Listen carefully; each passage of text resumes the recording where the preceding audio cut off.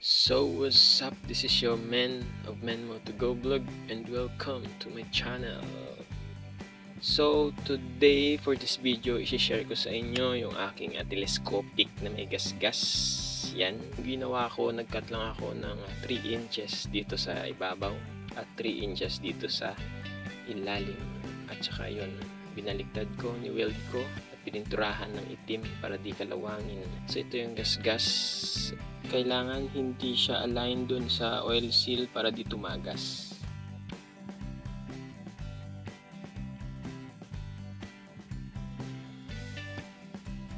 So yun, itabi muna natin to para di masyadong masikip. Ito pala yung Project CT100 P natin na pambenta. Yan, marami pang kulang. At ito yung kanyang rear hub at wala siyang hangin. Kaya yun, sikwatin natin, tingnan natin kung ano yung nangyari, kung may butas ba o talagang may butas nga kasi wala nang hangin eh.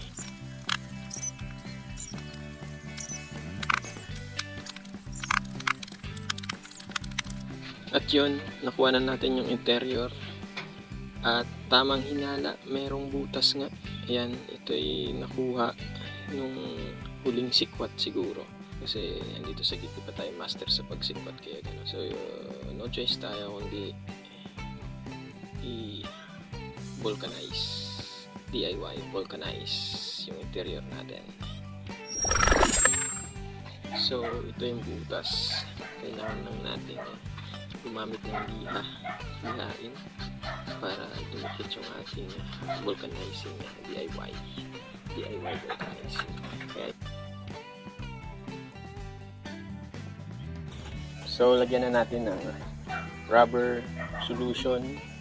Ito ay magsisilbing pandikit dito sa interior at sa ating pad.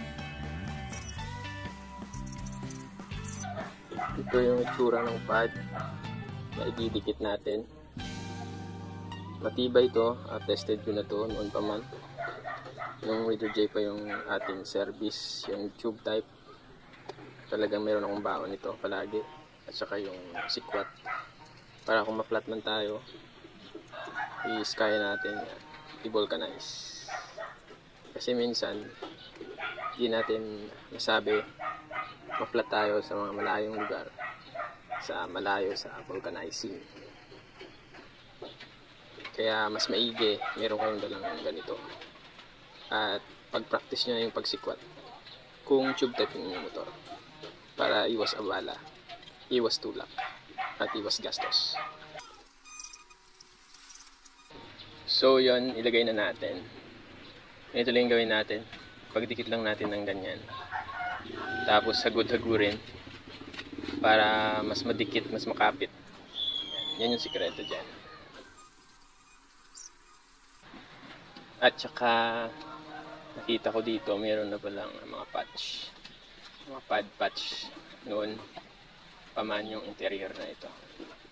Ayan, dalawa. Matibay yan boy, matibay yan. Di ko lang alam kung sa tricycle kung tatagal. Pero pag single, yung motor, garantisado magtatagal talaga. So, testingin na natin kung meron bang singaw. So, inanginan ko na. At ilublob na natin sa video. At may inaasahang hindi inaasahan. Okay yung ating patch pad, pero bumubula pa rin kasi may tama yung kanyo to. Game over. Ito din na natin ito mapapatch kasi kanyo to na. So game over, palit bagong interior. Let's go. Ganun talaga. Gawin natin bagong interior, meron pa ako dito eh. Yun. Sana magkasing size. Ano yung size nito?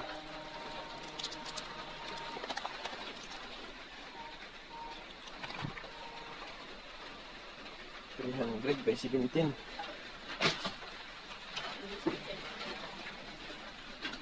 Masyadong malaki. In game.